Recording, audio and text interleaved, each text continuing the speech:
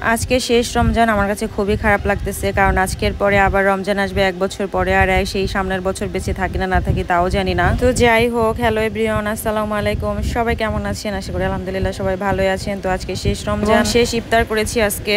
সবাই পরিবারের সাথে ঈদ করলেও আমি পরিবারের সাথে ঈদ করতে পারবো না, কারণ আমি ঢাকাতেই রয়ে গেছি, আমি বাড়িতে যাইনি। আব্বু আম্মু অবশ্য অনেকবার বলছিল যে বাড়িতে আসার জন্য, যে এখন আমরা বেঁচে আছি। আসলে কয়েকদিন আগেই বাড়িতে গিয়েছি, এজন্যই বাড়িতে যাইনি। তো যাই হোক, মার্কেটে এত পরিমাণ দাম, কি আর বলবো। ঈদের মার্কেটে আমি একটা ড্রেসও নিতে পারি নাই। মার্কেটে 2-3 দিনে গিয়েছি, কিন্তু প্রত্যেকটা জামারই যেই পরিমাণ দাম আর কি, আমার যেই দামে পছন্দ হয় তার থেকে অনেক বেশি দাম। তাই আমি কোনো জামাই নেইনি, যেহেতু ঈদের কয়েকদিন আগে আমি শপিং করেছিলাম। তো ভাবলাম আমার মোবাইলের জন্য একটা কাভার কিনে নেই। তো কাভারেরও গিয়ে দেখি যে অনেক দাম, তাই আর মোবাইলের কাভারও নিতে পারি নাই। তো একটা ভাইয়া মোবাইল কিনবে 10,000 টাকা রেঞ্জের মধ্যে। তো আমি বললাম যে 10,000 টাকা রেঞ্জের মধ্যে তো ওরকম কোনো ফোন ভালো পাওয়া যায় না। তারপর উনি বললো যে মার্কেটে নাকি নতুন একটা রেঞ্জের ফোন আসছে 10,000-11,000 টাকার মধ্যে। ওই ফোনটা নাকি অনেক সুন্দর। সবাই ঈদের শপিং এর টাকা দিয়ে শপিং করেছে, আর আমি ঈদের শপিং এর টাকা দিয়ে মোবাইল কিনেছি। তো যাই হোক, কতগুলো টাকা গুনে গুনে দিয়ে দিচ্ছি। আমার কাছে কিন্তু ভীষণ খারাপ লাগতেছিল, যদিও টাকাগুলো আমার না, ভাইয়ার। আর এই যে ভাইয়াটাকে দেখতে পাচ্ছেন, এই ভাইয়াটার কিন্তু এই দোকান থেকে আমি এর আগেও একটা ফোন নিয়েছিলাম আমার আব্বুর জন্য। ভাইয়াটার ব্যবহার আমার কাছে ভীষণ ভালো লেগেছে, এই জন্য এবারও আমি ওই ভাইয়াটাকে বলেছি, মানে আমার একটা বড় ভাই আর কি, ওনাকে বলেছি যে এই ভাইয়াটার কাছ থেকেই আপনি ফোন নিতে পারেন। ভাইয়া কিন্তু একটা ইয়ারফোন দিয়েছে, আমি আবার বলেছি যে আমাকে মানে ইয়ারফোন দেওয়ার জন্য। তো ভাইয়া আর কি ভালোবেসে আমাকে আর একটা ইয়ারফোন দিয়েছে। ভাইয়াটার ব্যবহার আসলে অনেক ভালো। জানি না মানে কার কাছে কি রকমের লাগবে, ভাইয়াটাকে অনেকেই চিনেন কিনা, তবে আমার কাছে বেশ ভালো লেগেছে ভাইয়ার ব্যবহার। রেডমির মধ্যে যে এত কম রেঞ্জের ফোন পাওয়া যায়, এটা আমি আগে জানতামই না। এবছরই নাকি এই ফোনটা নতুন লঞ্চ হয়েছে, তাও নাকি মার্চ মাসের 21 তারিখের দিকে। তো যাই হোক, আমি কিন্তু ওই যে রেডমির এই ফোনটা নিয়েছি।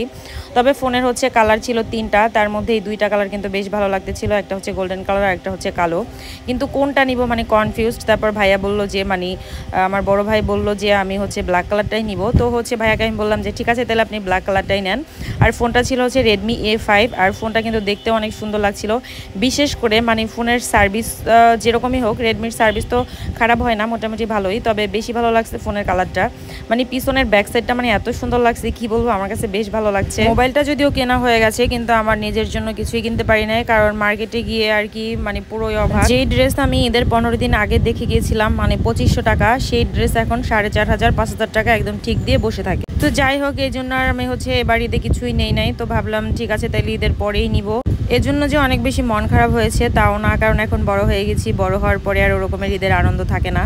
ঈদের আনন্দ তো থাকে যখন ছোট ছিলাম তখন, বা ছোটদের থাকে। যখন ছোট ছিলাম তখন ঈদের আনন্দটা অনেক বেশি ছিল, কিন্তু এখন আর ওরকমের কোনো ঈদের আনন্দ নেই যে জামা কিনবো, ঈদের দিন সাজুগুজু করে ঘুরবো, এরকম কোনো আনন্দটা ওরকমের নেই। বড় হওয়ার পরে ঈদে যে কবে ঘুরতে গিয়েছি সেটা আমার নিজেরই মনে নাই। ঈদের দিন সারাদিন মানে মোটামুটি একটু খাওয়া দাওয়া করে সকাল থেকে, তারপর সারাদিনই মানে ঘুমাই, মানে ঘুমিয়েই কেটে যায় আমার সারাটা দিন। আর সব থেকে বড় কথা ঈদের সময় প্রচুর যানজট থাকে রাস্তাঘাটে। আর এখন মোটামুটি একটু গরম পড়েছে। কয়েকদিন আগে শীত থাকলেও এখন কিন্তু মোটামুটি অনেকটা গরম, এজন্য আর কি বাড়িতে যাওয়ার ইচ্ছা জাগতেছে না।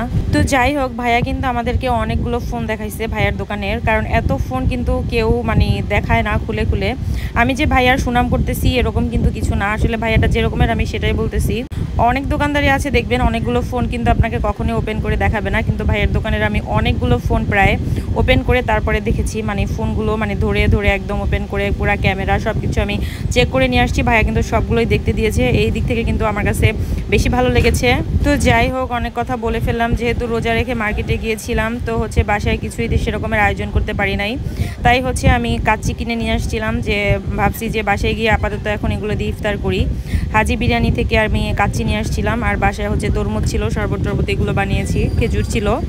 এই ছিল মানে আজকে আমাদের ইফতারি। সব থেকে বড় কথা আল্লাহ তাআলা যখন যার রিজিকে যা লিখে রেখেছেন সেটাই কিন্তু সে খাবে, তার থেকে বেশি কিন্তু খেতে পারবে। এই ইফতারির আয়োজনটা ছিল আমার তার আগের দিনের, মানে আমার বোনরা যেদিন চলে গিয়েছে বাড়ি তার আগের দিন। আমার বোনরাও আমার সাথে থাকে, তো ওরা বাড়িতে গেছে তার আগের দিনের ইফতারি। প্রতিদিনই ইফতারির আইটেমে আমি বুটমুড়িটা রেখেছিলাম, কারণ বুটমুড়ি খেতে আমার ভীষণ ভালো লাগে। আর আমি ওই দিন সেমাইও রান্না করেছি, কারণ আমার বোন আর বোনের জামাই বাড়ি চলে যাবে, আর আমি ঈদের আগে তো ওদেরকে সেমাই রান্না করে খাওয়াইতে পারবো না। তাই যাই হোক, আজকের ভিডিওটা এ পর্যন্তই। সবাই ভালো থাকবেন, টাটা, বাই বাই, আল্লাহ হাফেজ।